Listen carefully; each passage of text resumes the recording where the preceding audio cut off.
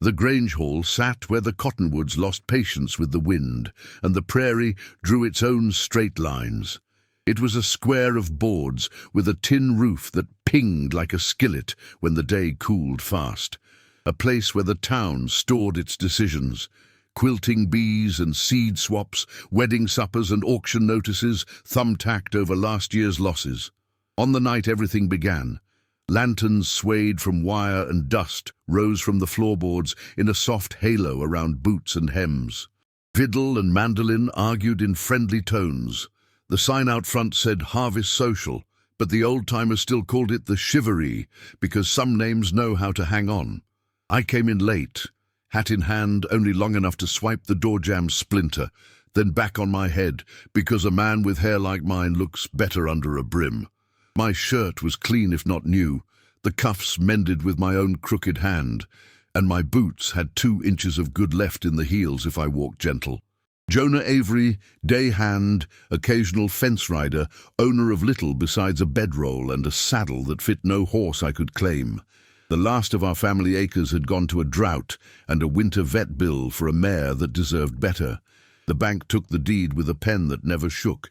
After that, work came in slices, 3 days pushing steers to fresh water, a week fixing a windmill head, 2 nights sleeping under a wagon so coyotes learned my smell and left the lambs be.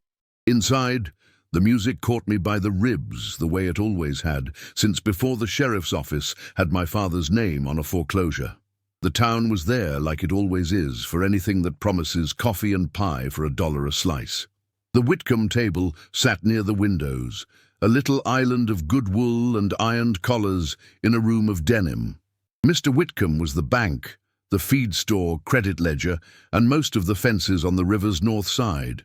He had shoulders that made coat racks nervous and a handshake you felt a day later. Next to him sat his daughter, Charlotte, in a dress the color of blue sky after rain, which in our country is the same as saying hope. Her hair was pinned in a way that made the older women nod, nothing foolish, nothing fast, and she wore gloves so clean the light had an opinion about them. I had no business looking, which is exactly why I couldn't stop. I'd seen her before, in the feed store when she came for catalogues, or on courthouse steps when her father spoke at fairs, but always as a figure, a line in a ledger that had nothing to do with me. That night, she laughed at something the schoolteacher said and put a hand on her teacup, like it might take off without permission. The sound of it cut through noise, the way a clear bell puts a church back into a town that's drifted. I took my usual corner near the stove, where the old iron kept secrets and the heat didn't show. The first 2 dances went to the sure-footed, married folks who had learned to swing wide around each other's moods, boys with fresh haircuts and hands too big for their pockets, girls who had learned to laugh with their eyes since their teeth were still deciding on straight or stubborn. I drank coffee hot enough to argue with mistakes and pretended I hadn't come to do something I had no right to do. There's a kind of poor that makes you small and a kind that makes you honest. I had been both. When the band slid into a slow waltz, the kind you can step to even if your boots remember a better floor, I set down my cup. If a man waits for a day when he has more than the world says, he'll wait until the preacher says the last words over him. Better to walk crooked into your moment than stand straight and let it pass. I crossed the room like a man approaches a skittish horse. Eyes noticed, eyes always do. The ranch foreman from the double bar looked up with the interest of a coyote who has seen a hen wander too far. The postmistress, who had delivered my mother's last letter before the coughing took her, made a sound in her throat like a hinge. Mr. Whitcomb set his teacup down with care, like a lightning strike can be avoided if you mind the saucer. "Miss Whitcomb," I said, and tipped my hat because my father had not raised me to forget how to be humble even on the day pride might save a man. "Would you—" I cleared my throat, which had turned traitor. "Would you dance?" If she laughed, I told myself, I'd let it wash over me like cold water and go back to the stove. If her father stood, I'd step back without shame and go home with the same pockets I came with. If the school teacher spoke for her, which sometimes happens when folks don't think a man like me knows the right grammar for a certain kind of girl, I'd nod and spend the rest of the night choosing not to hate. Charlotte set her glove on the table. She didn't look at her father. She didn't look around the room to collect permission slips. She looked at my hand. Rope scars faded white across the knuckles, and then at my face. The blue of her dress wasn't a costume. It was a statement about weather. You can tell the difference if you've spent a summer tasting dust. Yes, she said. Then she smiled a little at my surprise, which betrayed me before I could set it straight. On two conditions. Mr. Whitcomb shifted. Someone's spoon rang the lip of a cup. The fiddler's bow squeaked like a colt remembering it had legs. Name them, I said, because a man who asks ought to be willing to hear the price. First, she said and slid her glove into her lap, you keep your hat on.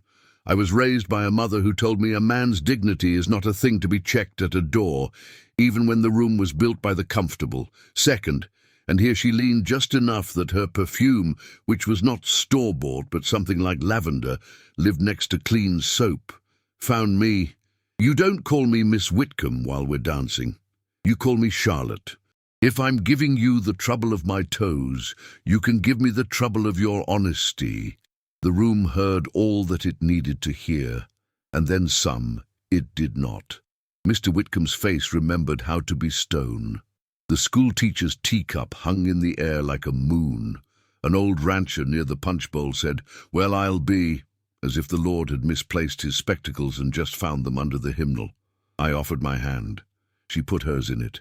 Her palm was cool and dry and steady, ploughland after a good soaking. We stepped onto the floor. The band found its feet again.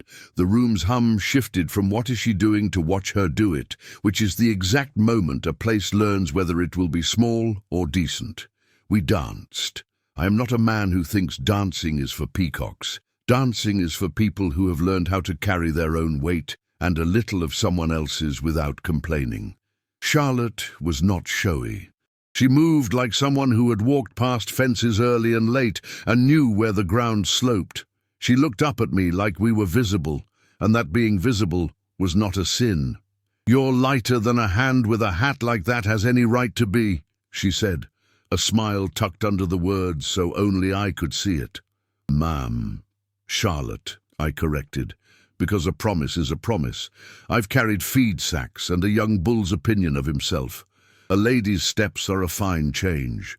"We can avoid lady too," she said. "Call me by my name. If that sets the room talking, let it. They'll talk either way." We turned near the windows where a sliver of cold slipped through the frame and reminded the back of my neck that winter never forgets us. I saw, past the glass, the town in miniature, the single lamp over the hitching post, the mud ruts already thinking about ice, the outline of the water tower I had once climbed on a dare, and then climbed again alone to see whether the horizon truly ended or just changed its mind. I realized I was not hungry, though I had eaten nothing since noon, a thing that sometimes happens when your insides recall a joy they haven't met in a while. "Mr. Jonah," she said, and I liked the sound of my name in her mouth more than was good for me. A dance is a small rebellion in a town that likes its lines straight. If we're going to spend 3 minutes doing something brave, we might as well spend the other 2 talking true. "Talking true seldom feeds a man," I said, because I could not help myself. "It fed my mother," she said softly, and I remembered then that the Whitcombs, for all their money, had carried a coffin out of their house the same way the rest of us had at one time or another. Loss has a way of trimming titles off people. We danced silent after that, except for our boots translating fiddle into something feet understood. When the song ended, I did not drop her hand like it hurt me to hold it. I did not make a speech. I tipped my hat and prepared to disappear back into the invisibility that keeps men like me safe from their betters' irritation. "Walk me to the porch," she said, like we had been doing it for years. We stepped past the bake sale table where Mrs. Kemp's pecan pie had already won the night for best crust, past boys practicing swagger in the reflection of the hall's glass, past the foreman who watched me like I had asked to borrow his branding iron. The porch smelled like coal oil and wood that had learned to be useful. Out under the stars, the music softened to a hum. The night had placed each coyote exactly where it belonged. "Tell me your truth," she said. "Not the one you give the feed store when the ledger comes out. The one you take out of your pocket only when no one's looking." I told her what could be told in a space between fiddle tunes. That my father died with calluses and no savings, and a joke about how the bank stamps your name harder the day it takes it. That my mother's lungs gave out one December when all the wool blankets in the world couldn't do the one thing she needed. That I had patched fences and men in equal measure, loaned by bosses to neighbours because I kept my temper and could carry a broken calf from bog to bank without setting it down. That I had nothing anyone could put a price on, and yet I still woke each morning feeling like the world might owe me one quiet good thing. She listened as if words weighed enough to warrant care. When I finished, she didn't offer pity. Pity is a draft that never clears. She offered something else. "Come Monday," she said. "You'll ride fence for Mr. Cooper on the South Line for $3 and beans. You'll show up early and finish late, and he'll call you reliable like he invented the word. But that's not what I want to ask." I waited. If she asked me to stop dancing with her, I would. If she asked me to apologize to her father for embarrassing his table, I would not. But I would say I would and leave it there. If she asked me to go easy on the world for a while, I would try. "I want you to come by the bank at noon," she said, and the word bank tasted like iron in my mouth before she sweetened it. "Not to ask for anything, to listen. My father sits in a chair men bow to. He forgets the floor he stands on is made of the people who sweep it. He's going to sell off the North Meadow to a man from Amarillo who will cut it into parcels and name them after women he doesn't respect. He thinks it's good business." "What do you think?" I asked, because 3 minutes on a dance floor does not make a man bold enough to presume. "I think it's a mistake," she said. "The meadow floods every third spring and feeds a summer's worth of grass, if you know where not to drive a herd. A man from away will fight the water. A man from here will learn to let it have its room. I intend to persuade my father not to sell, or, if he won't be moved, to sell conditionally. To a co-op of small outfits who will share water and access and duty. The town will say it's my mother's foolishness talking." She smiled, sad and bright together. "Fine. Let them. But I need someone who can convince a room that a man with nothing can bring something besides need. I need a rider who says little and is believed. I need you to stand in a circle of people who don't trust anyone with my last name and tell them to trust the land instead." I must have looked like a man handed a tool whose use he only half understood. "You want me to talk?" I said, half a laugh in my throat that wasn't about to make it out. "I want you to say one sentence in a voice that men lean toward," she said. "Sometimes that's all an evening needs to turn. Will you come?" The surprise in the room hadn't been her yes. It was this, a request that made a day hand necessary to the richest girl's plan. I thought about the south wind that sneaks after a hard north blow and makes a man think spring owes him a favor. I thought about the way my mother's hand felt when it was failing and still found mine. I thought about the meadow, green in the year before the death of our cattle. "I'll come," I said, "on one condition."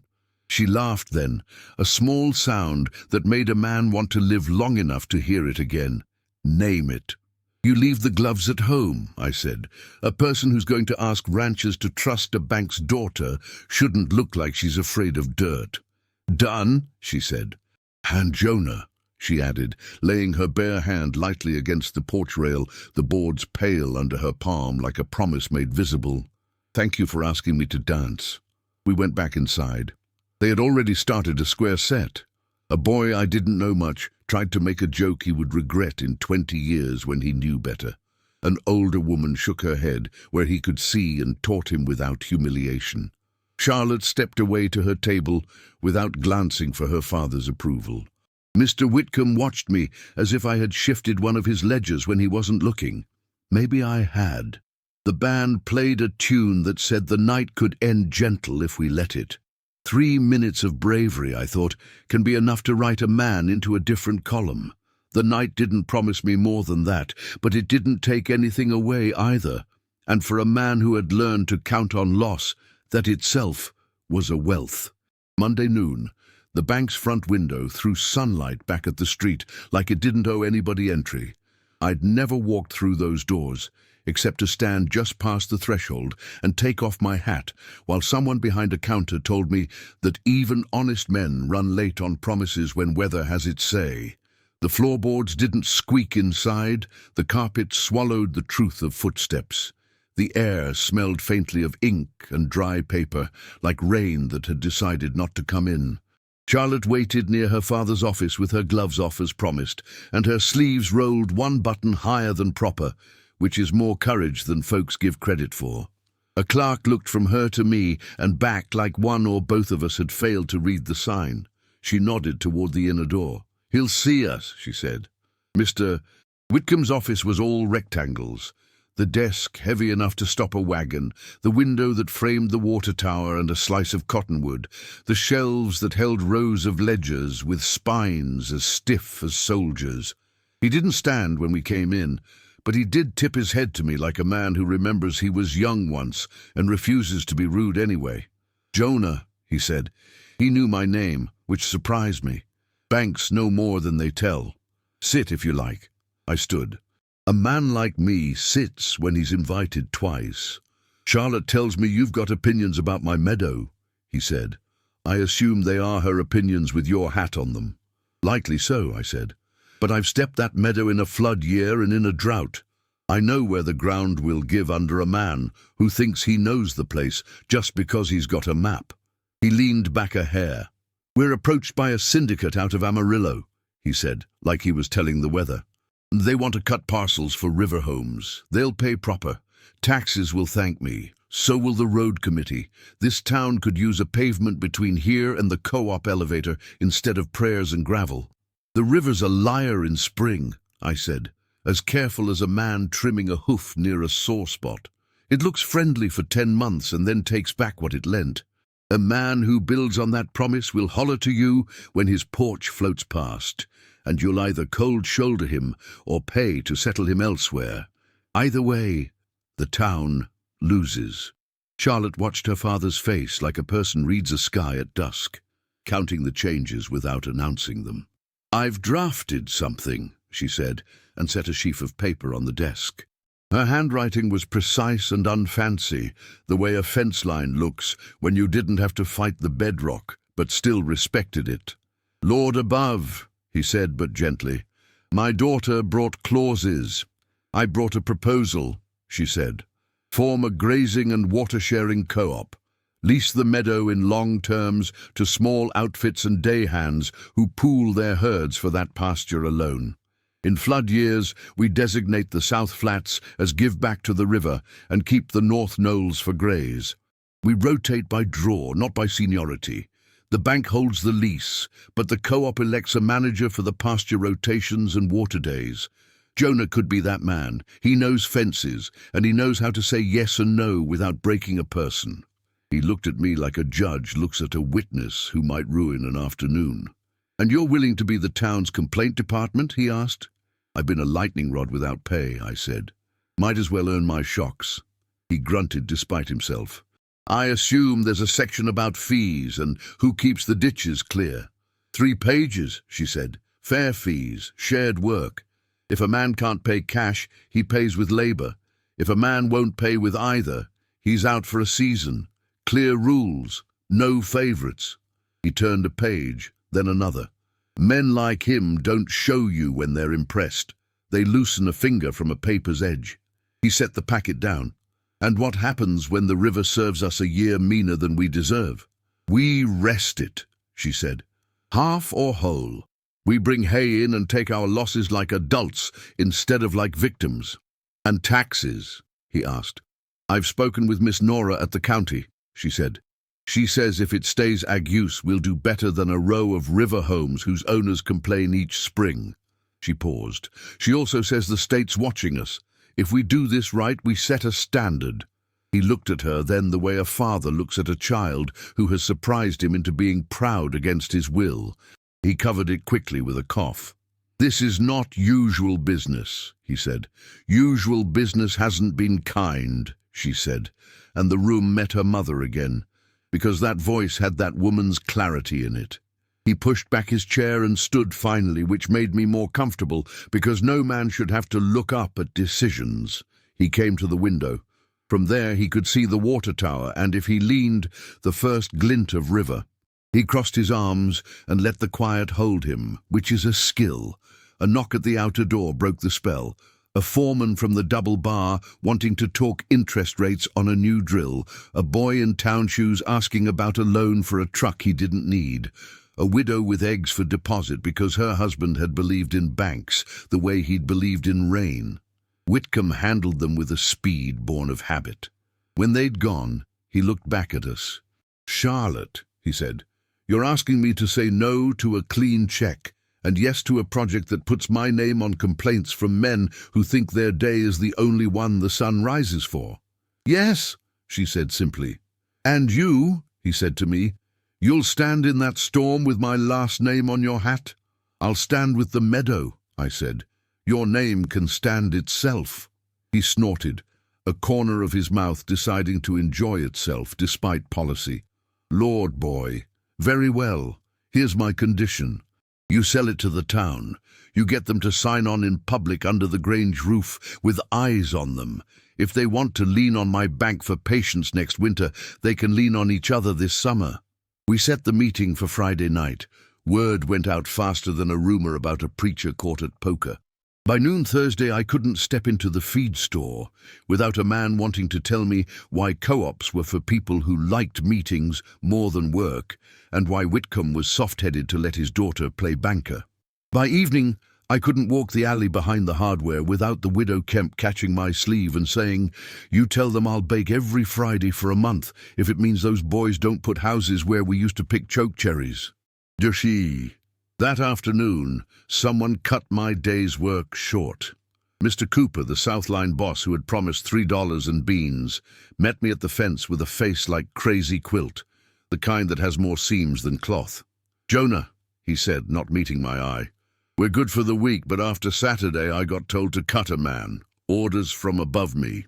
You understand?" "I understand you like your job," I said. He swallowed and looked embarrassed for that truth.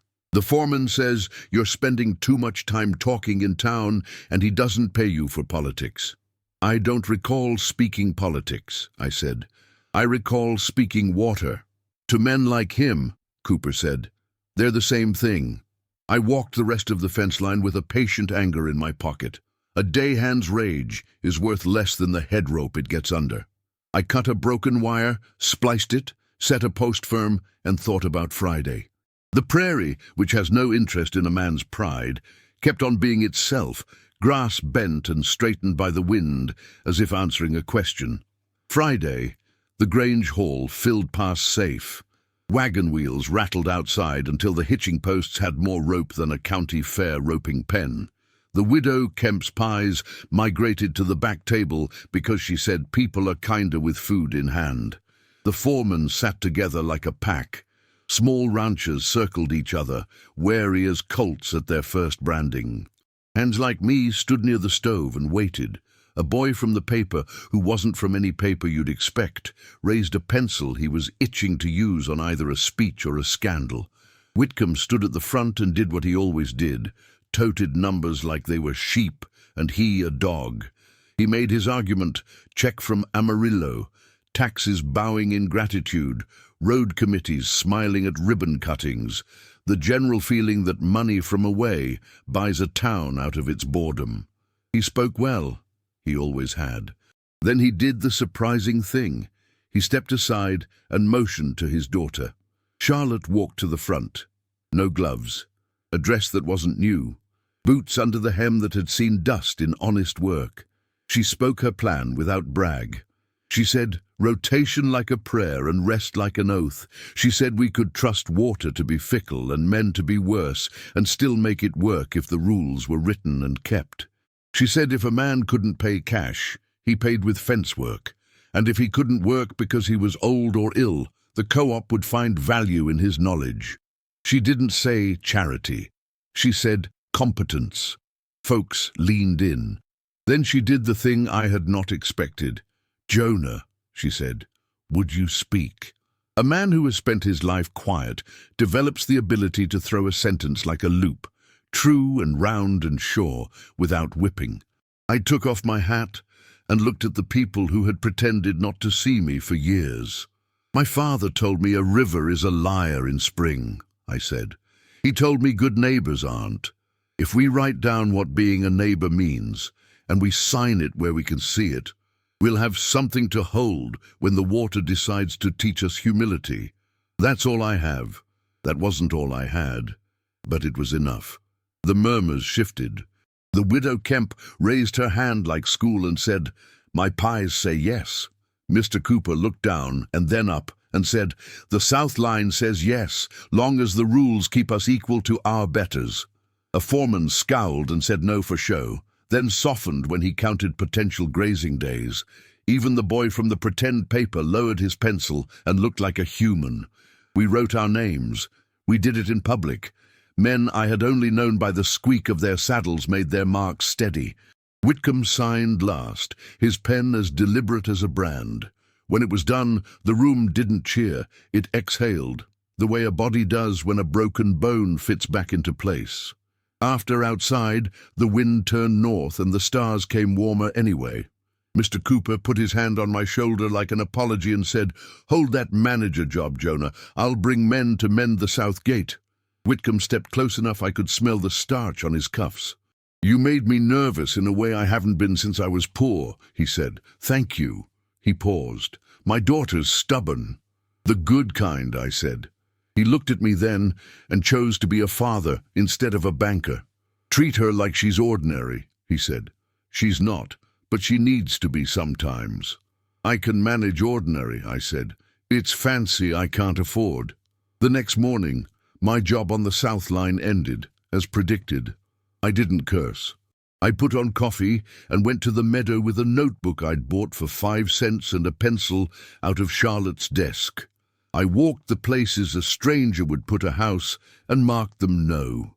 I stood on knolls where the wind finds your bones and marked them maybe for grazing when the river behaves. I sat on a fallen cottonwood and listened to the water talk to itself like a widow making lists at dawn. At noon, Charlotte came down the hill with a lunch wrapped in a cloth and news folded up inside it. The lunch was cold fried chicken and biscuits that knew their worth. The news was the date of the county auction for my father's last 40. Add-on land near the West Draw that had gone with the foreclosure and was now finally coming up after years of paper shuffling. The bidders would be Whitcomb's Amarillo man, a speculator from Santa Fe, and anyone else who could fake cash. "We can bid," she said, "under the co-op's name." "I won't be beholden," I said, quicker and sharper than I meant, pride's teeth cut clean. She didn't flinch. "Then we don't bid," she said.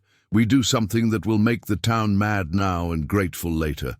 We attach the land to the meadow by easement and lease it back to the co-op for $1 a year, with a clause that says any manager born within spitting distance of this water gets first refusal at grazing on the West Draw." She bit into a biscuit and chewed, which is the most practical punctuation a person can put on an audacious sentence. "You make a habit of surprising people," I said, softer. "Only the ones who assume money and mercy can't be married," she said. "We'll make them get along." We sat with the river talking at our feet. Neither of us said the other surprise people were waiting on us to say. The dance had been question enough. The bank meeting and the Grange had been answers of a different order. The rest could wait for a season brave enough to bear it. On Monday, the foreman who had cut my day's work sent a boy to find me. "You going to run cattle on that meadow without a decent water gap?" the note said. "We have extra wire and a man who owes me. Say yes and it's done." I wrote back yes. There's a way to win small wars without shooting. By Thursday we had a schedule on the Grange wall. Men came who don't like meetings. Women came who had run the books for years and never been asked to put their names on rules they'd written in practice. We had columns for labour and hay, and who brought what to what fence. We had lines for flood and for the dry. We had a chair, and it wasn't mine. Mine was the job pinned to the top.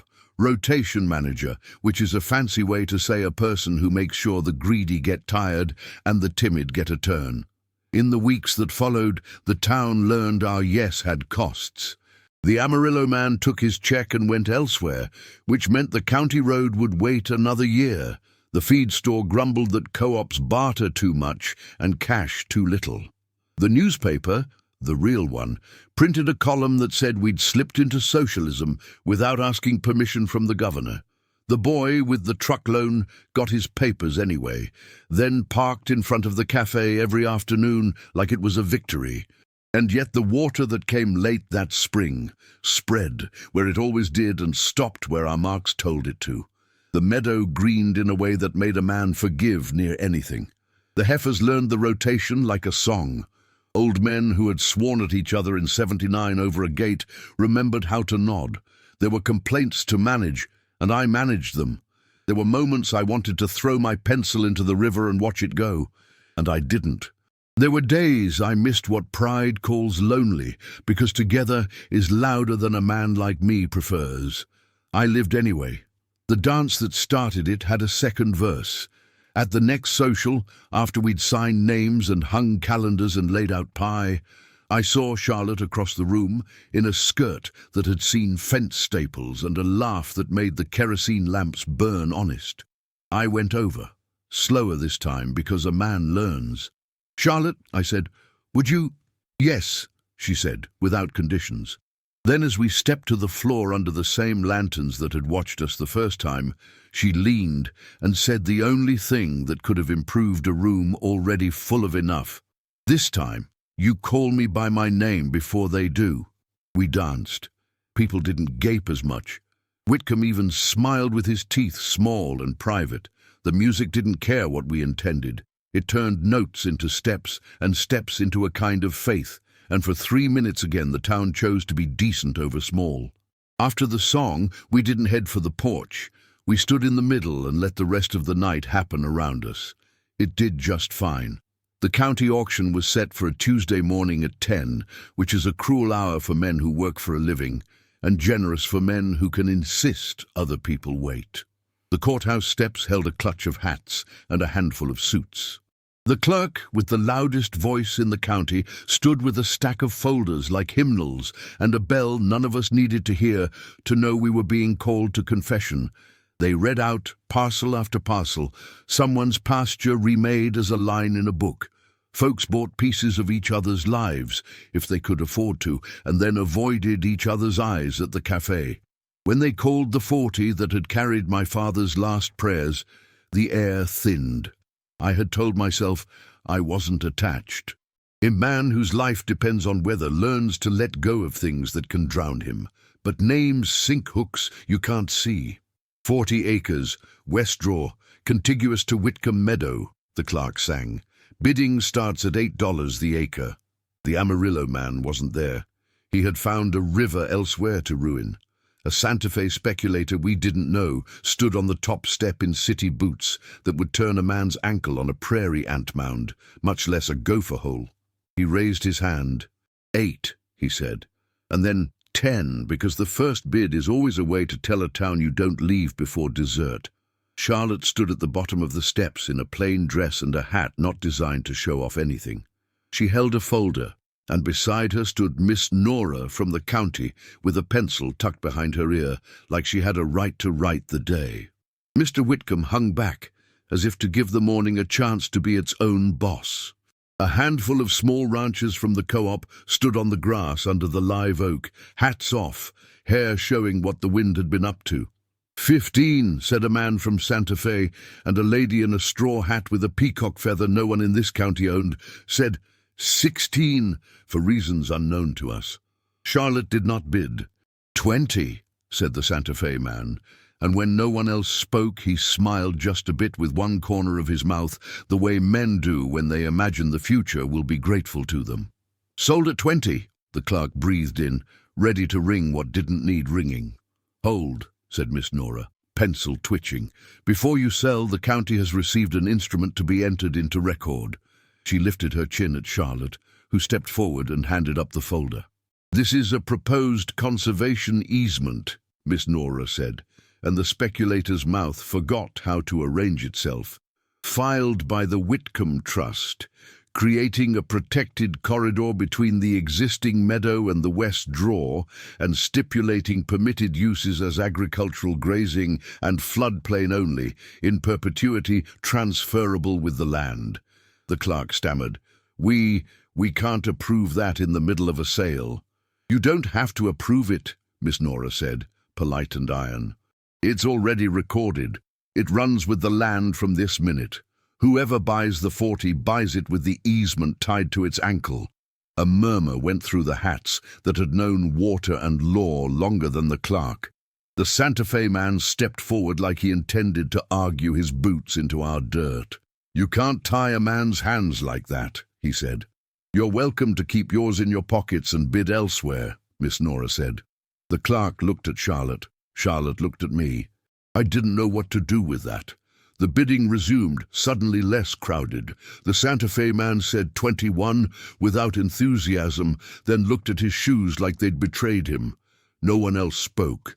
He shook his head. Withdrawn, he said, and that word is not often heard from men in suits around here. Silence held. The clerk's voice tried to echo. Any bid? $1, said a voice, and it took me a second to realize it was mine. Heads turned. A boy near the back laughed, then stopped when his father's hand found his shoulder. Mr. Avery, the clerk said, more amused than offended. We can't sell a 40 at $1. Plus lease terms, Charlotte said quickly, as if we had rehearsed and I'd missed the line. She touched the folder again, this time producing a second paper. Lease back to the co-op for $1 a year with a 10-year renewal. Manager to be elected by members within residency rules, born within spitting distance of this river. She handed it up. The trust bids $1, and the paperwork. The clerk looked lost and then found himself in Miss Nora's eyes. She nodded once. The trust owns the easement, she said. It can bid nothing and get something. The county gets its taxes on the value reduced by the easement, which the board has already voted to support to stop folks from making houses where the river eats. You're not losing face down.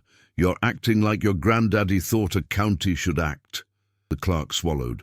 Sold, he said, to the Whitcomb Trust for $1. Lease back as read.